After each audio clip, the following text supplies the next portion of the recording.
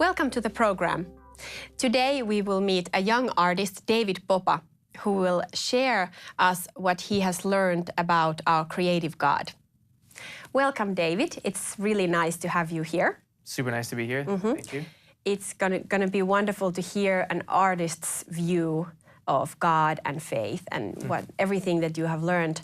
Because my first question is, during your years as an artist, is there something new that God has revealed to you about himself, like through your art? Can you tell us what you can learn about God through being an artist? Yeah, through being an artist, I think if there's one thing I learned, it's about to pay attention. So what art is essentially for me as a painter is I'm paying such close attention constantly to the smallest things that we might never pay attention. So for instance, as a painter, I'm painting portraits. And although we look at people every day, we don't realize the amount of intricacy. Like, have you ever painted, 100 eyelashes? Right? So like in that way, you start to pay close attention to all these details. And in life, it's all over. Finished nature is something that really definitely inspires me and compels me. And so just going on a walk and seeing the way the light is hitting something. And all of a sudden it brings you to a place of like, wow, the created order is super intentional. And there's so much that God is revealing through himself through the created order. And that's like amongst the, maybe theologically speaking, like common grace. Like everyone can see that there is beauty and order in nature. And it's undoubtable. And as an artist, it's almost my job, although I don't fulfill it, it's harder today with phones and all these distractions. It's almost my job as an artist to pay very, very close attention to these details. Yeah. If you're thinking about how God is so big, but he still cares about little details, so that speaks volumes of him. Yeah.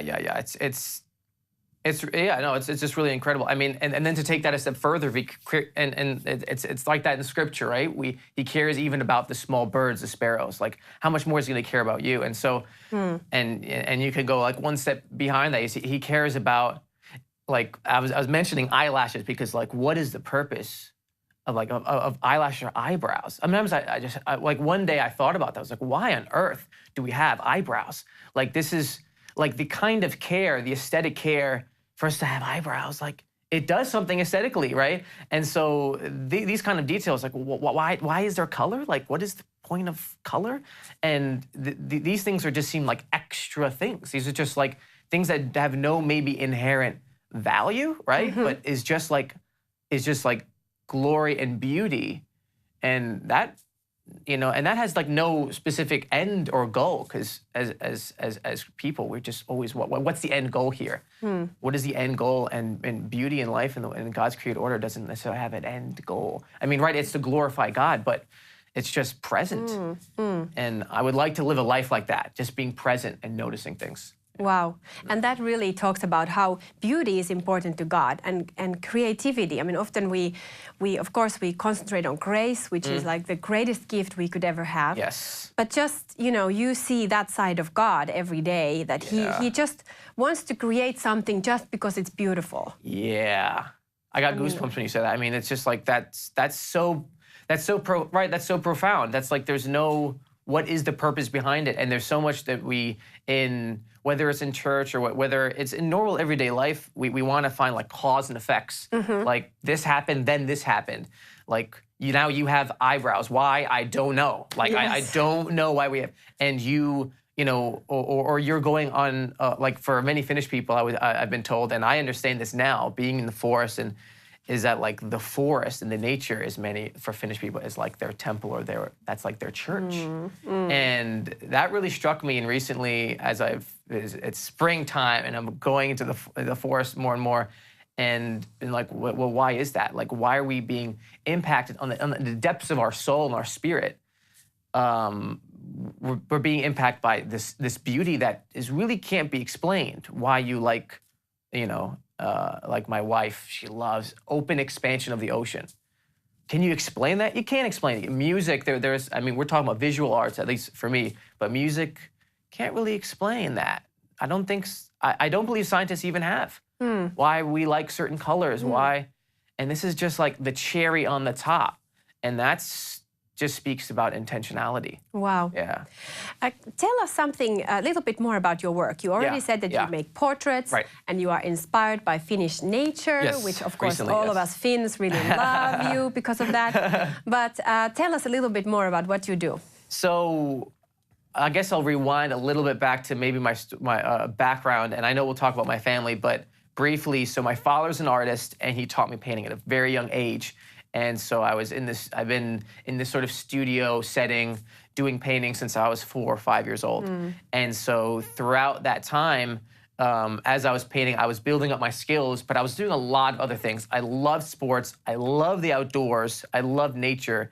And so it was this sort of a balance. My life was never, as many fathers could have decided, like, David, I want you to become a professional artist. You were going to draw 8 to 10 hours now, but it was not that way. It was not forced. And that got me interested in a lot of other things, sports and nature, as I mentioned. And so that eventually started to sort of come full circle. And as I started to do more and more art, I realized that I wanted to do something that, first of all, I was using more of my body, because I liked sports, I like to be physical. And so I was like, well, doing things big usually means, you're right? So that was like one conclusion I came. I was like, doing things big. And then I wanted to be in contact with my audience in some way. And so then that led me to do public art. And there was a lot of steps to this, but essentially I started painting murals, which is like what many people now just call like street art. Right. And so, for instance, I have some murals here in Finland, in Järvenpää, there's a large-scale mural. But the transformation to that, which we might go into, it was basically a very, very natural process where I was like, I want creation, the things I'm creating, to be in direct relationship with my audience and to be easily accessible, right? Just like walking in the forest is, you just get it. Yeah. You walk in and you experience it.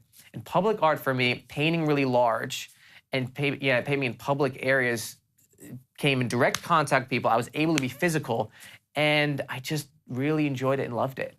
So you basically paint on big walls. Yeah. And also you make these wonderful big artworks in the forest, like you have lots of some kind of fabric or something, and between the trees or something, or over the lake, and then you paint a beautiful picture. I'll explain it briefly. So what ended up happening is I was, doing these murals, and but it's urban. It's in an urban place, but I was in love with the Finnish nature, and I'm like, well, I wish I could just do murals in nature. And I was like, oh, wait. Like, what if I could? And it wasn't my idea or in my invention. There was guys who had been doing it, but mostly they had been using this method, which I'll explain in a second, to do graffiti, to practice graffiti, because only spray paint can adhere to it. So what it is just like it's plastic, cellophane plastic. Also happens to be biodegradable because cellophane is made of plants, so that works well. And it's where you could go to the store and pick it up, and you wrap boxes with it. I mean, it's what companies use to ship products. And so it's very simple. You just wrap it around the trees, and with spray paint, you can go and do a piece. So, for instance, I'm specifically doing portraits. And it was just an amazing time because I tried this thing out very first time in my father-in-law's summer near their summer cottage in Viitasaari. And it was a total experiment, and I went out and I wrapped the tree, and I was painting this portrait, and I was basically moved to tears. It was hitting me, like the own art I was creating was just like hitting me on such a deep level, and that I was like so private with it. I took my own photos of it. I didn't release it on social media. And this is something that artists generally do. Like, I'm always trying to show people what I'm up to. This is something I did, and I didn't show anyone. And it was a crazy story. A nature photographer wanders into this forest in Viitasaari, like some people in the middle of nowhere. In the middle of nowhere. And started taking the photos of this. And I had done 2 pieces in this forest that was so distant from, and it went on there. It went viral. It basically kind of went mini viral, especially in their little city. Yes. And so it's basically hit Finnish media news, and I ended up doing a couple more pieces that also got into the news, and it was totally unintentional. And so a lot of fun stuff happened, but right now, that is my primary direction of my work, is, I guess, I almost call it like the invisible walls project. So these invisible walls, which is when it's lit in a certain way. So for instance, if I put it behind a lake, it basically disappears and you could only see this face. And so that's just a cool way to be able to, connect with Finnish people too, because I love the forest. And this portraiture is just, there's an immediate connection with people that doesn't need to be explained. I don't need to explain the art. It's just present. So. Well, you mentioned your dad. So he was an artist in New York, and he was kind of like a pioneer. Yes, he was doing graffiti when nobody else was doing graffiti. Yeah, it's an amazing story. So my dad was born in Romania, but he ended up moving to New York City very, very young, when he was about 3 years old. And he was in sort of a tough life situation. His parents had recently been divorced, and they didn't really, coming from another country, you're just sort of navigating what's going on in this new place. And quickly he jumps into like the New York City tough life, which at that time, a lot of gangs. At a very young age, he gets a new bike one day and it's stolen. And so he develops this mentality that I need to fight to survive here. And then going to school, he was very artistically gifted. And to go to school, he hopped on the train. And what were on the trains? During that time, the early 80s, there started to be this graffiti. And these were mostly just kids, 14, 15-year-old. And so he decided one day to go out and do it too, which was, of course, illegal. But understanding the perspective that he's coming from, again, difficult family situation, just he's, of course, had adapted to the culture, but gang-related things, whatever. It was a sort of context that was, that's just what he was influenced by. And so he essentially was one of the first graffiti writers, ever, and doing it on the trains. Yeah. But it was a little bit dangerous lifestyle, and you said it was criminal at that point. So, so he was he was almost killed once. Yeah, at 17 years old, it was a different incident, but he was playing hooky from school all the time. And this one incident, he had a girlfriend at the time that would come out back and to his house to wake him up and say, let's go, hang around, let's not go to school today. And at this one instance, a man followed her and try to rape her in the hall behind his building. And my dad was also this really big guy. He was very strong at age 16. He could bench 160 kilos. He was just huge. And so he was king of the world. He was, at that time still doing some graffiti. But he basically chased this guy down, and this guy pulled out a screwdriver and stabbed him in the heart. So my dad almost died at 17 years old. And at that point, his art changed. At that point, he also turned to God, right? Yeah. Well, you already told me that he introduced you to art, right? And you loved the classical artist, or maybe you didn't mention that, but you loved the classical artist. Yeah, that's what he was teaching me. But then you got interested in this kind of murals and all this kind of painting on walls. Yeah. And your dad was a little bit worried. Yeah. It's interesting. There have been a couple times where. Even recently, been with him a couple months ago, and because I get so excited about this, not necessarily the subculture, but the concept of doing public art murals, and he's just like, Dave, just be careful with that, because he knows people that are still doing that, and that lifestyle generally you have to take it with caution, because the people that are running around in those circles, it's not sometimes the healthiest lifestyle.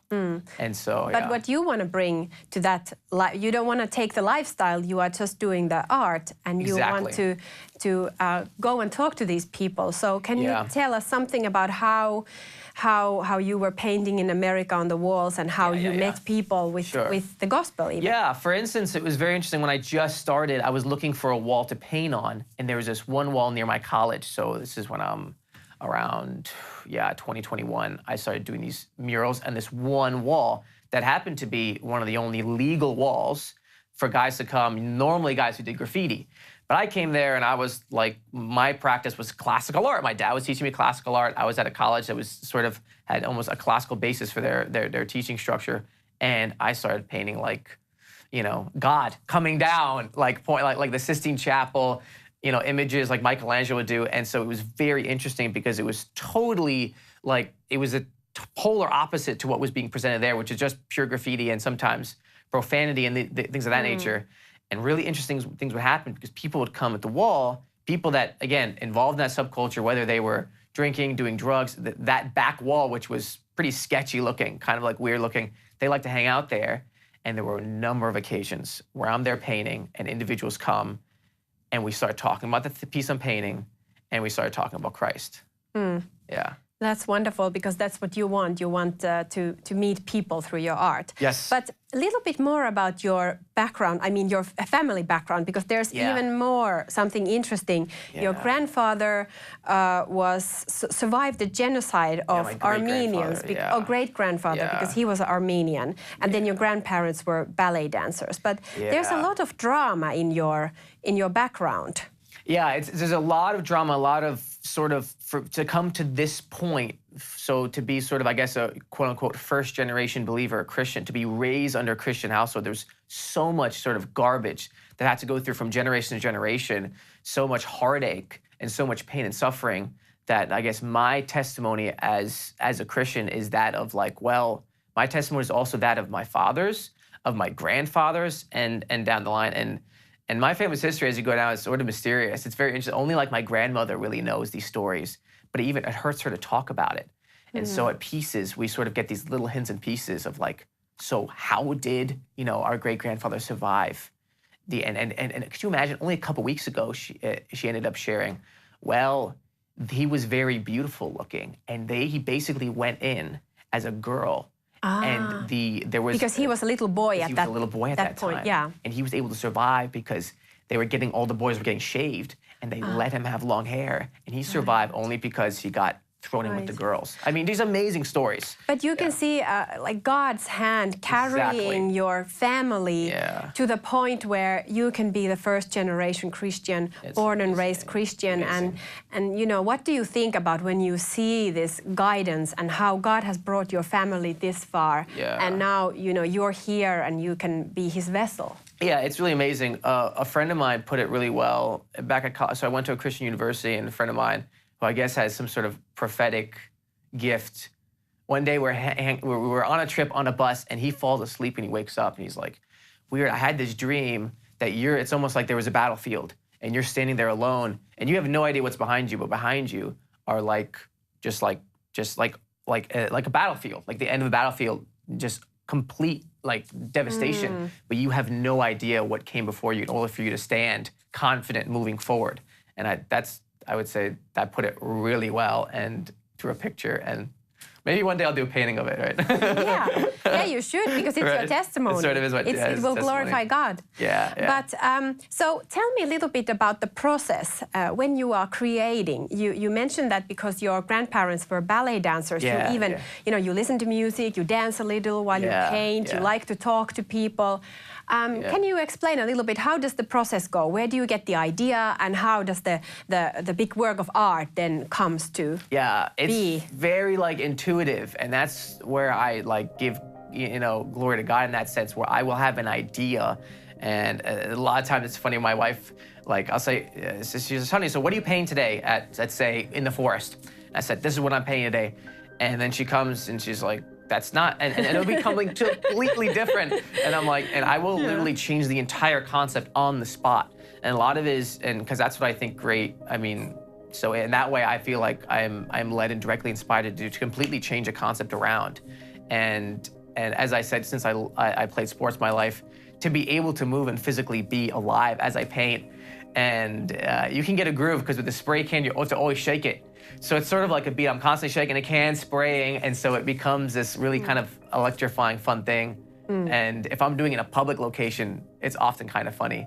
I went on this mural trip to Sri Lanka one time, and that was sort of funny. People were standing and looking at what I was painting, but they were also like, why is he dancing like that? And I often find, in a way, I mean, I don't know if this is too much of a connection, but my name is David, and David danced, right? Yes, and so it's, even though I'm not like a good dancer or anything, and I'm not like intentionally trying to dance, but it's almost a way of like, through my body, I just feel almost like in a sense, like a praise, right? Yeah, and because you said that you listen, that you can change the concept quickly, which means that you listen to the Holy Spirit and you are sort of, are you in contact with God the whole time? Before I start, I'm always praying. And one of my big things is, and again, this was in the Psalms, David asked God, he says, when will I see you? He says, when am I going to see you? And that, I would like write that down when I was first starting these murals. I would have, a box where I put my spray paint and I would write that in big letters. So when am I going to see you? And that's like always what I'm asking before I start. And in some way, through the means of art and visual art, like when am I going to see God? And when can I get, because if I can see him, like I will then be changed by him. And if I'm changed, like, and this is like, we need to be renewed in our minds. Like we need to be changed. And as, as believers, we struggle constantly. I mean, this is a battle. And I need to see him, right? And so in a way, by me painting and me creating, which is totally like a grace gift because I was grown up, like I grew up being taught that.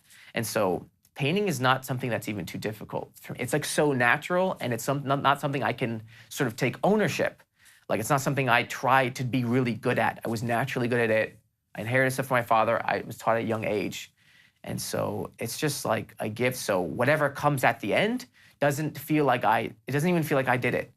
And that way it's revealing sort of a nature of God. And I'm almost seeing God through, through the fact that he used me as a vehicle, if that makes any sense. It does make sense. Yeah. But often we sometimes think that Christian art should somehow be, it has to be a portrait of Jesus or some kind of Bible story. But there are many Christian artists who think otherwise. They feel that, when God has given them the artistic gift and they use it to create something that talks about peace or love or something else, it talks about God. And it glorifies him, even if it doesn't actually like write Jesus is the Lord or something like that. What do you think about this? I mean, well, of course, there's a fine line, right? So there are pieces that I have done, whether it was in college, they said, it was Easter time, they said, can you do a painting depicting, this Bible verse? And I've absolutely done that before. I've done paintings of God opening the eyes of the blind. I've done physical, but at this point now, as a professional artist, I now have to present to a secular audience, to normal people, beauty, and it has to communicate something of God without saying, right? Or I will say it when I enter a direct communication with the individual and they say, this is really moving me. And I'm like, well, let me take you a little step further and let me talk a little bit about who I am, myself, and about God, right? So that's like, so it's almost like a hook, right? It's almost like a hook for me to get into personal connection with people and then share a little bit about my life, my testimony. But it's through actions, right? So normally at the graffiti festivals, all the guys are chugging beers. And I'm drinking water, and like, why is he drinking water, right? And then like, why is he painting this subject? And then it gets people curious, and then they get to know me, and I think that's the best way to, at least for me, to, I guess, evangelize or communicate with people. What kind of meetings have you had with these people? Like, if you are thinking about a typical conversation, of course, there are many conversations with people, but do you remember one example or something? Well, meeting a person. One, specific one that I think was really, really strong was when I was first starting, and there was a guy, his name, it was funny, his name was Fonzie. Now, when he went, his name was Fonzie, he would go around at the wall, that was, of course, a legal wall, and he would write down quotes. He'd write down quotes, so he would see a piece, and he would write down, like, a little poem or a quote. Right. And one time I was saying this big piece of God coming down, which I did my own version of it. Yes. God sort of coming down to these two individuals, which is, anyways, the theme was sort of complex, but he writes, who is God to a man who creates? And it was basically through all this happenstance, I would only see him write this down, but one time I went to the wall and I see this guy writing quotes, and I get to meet this guy, and I said, so, like, a couple weeks ago, you wrote, who is God to a man who creates on my piece? And he was sort of like, oh, like, you found me. Like, because he was sort of like, you wanted me to see, like, oh, you know who I am. Like, you're Fonzie, right? He's like, so you're that Fonzie. You're that guy. Like, and we basically started talking, and share like the brief gospel with him, which, he knew to some extent. But it was very interesting encounter. And it was actually many years ago now. So the specific words that happened, Yeah. Another thing that you do is you like to mentor young people. So we have just a little bit of time. So how would you give an idea to someone who feels that they have some artistic talents? How can you start using them, and how would you encourage someone to use their artistic talents? It's a good question. I naturally, as a young boy, I always loved, and whether it was with art or other things, if I was in nature and I saw a younger boy, like for instance, I like to shoot bow and arrows or go fishing. Like anytime I saw someone younger than me and I wanted to sort of basically introduce them to good things, good healthy things, I just naturally wanted to hang out with people and influence younger people that were excited about things. So for art, for instance, now there are a couple guys I keep in touch with that are interested in. So I also do some film and photography, and just as a support, I just if they need an extra lens or they need to understand how to do something. So that's I guess one of my natural gifts. It's not something that I've intentionally really done. Okay. But I would say for an individual you have to come to a place, at least using your art as a vehicle for change. You have to come to a place where, and I'm saying this quote again, that you really want to see God, and you want to see God through your art. And it's a heart change. And so that's what happened for me to start doing paintings on murals, is I had to sit down and I said, I want to use this, and I want to honestly use this. Not I want to use it for my own glory. You have to honestly, your heart has to shift, and you have to feel I do want to use this for God's glory. And if I didn't have that heart shift, I would have never went to a wall to do a public mural. There was a whole series of steps. I would not be here in Finland. So yes, you found your way through, because we had some walls here that you wanted to paint, and then you'll find your wife, and now you're here. It's a crazy It would story. be another wonderful story, but I'm so glad that you're here in Finland and that you are creating beautiful things in our forests and on our walls. Yeah. And now I would like to ask you to pray for the viewers, for their creativity. Yes. Hey, pray with me. Dear Lord, thank you so much for all the creative people out there, for the individuals who feel led to use, whether it's music or visuals, to express your beauty, express your love through them. I would just pray that you would really encourage them to, first and foremost, develop a strong work ethic. And you are a God of all these things we mentioned today, of beauty, but you're also God of work, of trials and errors. And so I really pray specifically for the young artists today that need to develop a strong work ethic in order to display the beautiful things of God. So pray these things in Jesus' name. Amen. Thank you so much, David, again for coming. And I wish, blessings, showers of blessings over your artwork, so that they would bless as many people as possible. Thank you so much. Kuulimme juuri tarinan siitä, mitä voi tapahtua, kun ihminen antaa lahjansa ja elämäntarinansa kokonaan Jumalan käyttöön. Toivottavasti ohjelma rohkaisi sinuakin ja sait siitä jotakin uutta elämääsi. Tue tätä sarjaa soittamalla numeroon 0600 101 77 tai valitsemalla Verkkopankissa haastattelussa ohjelman viitenumero. Kiitos tuestasi.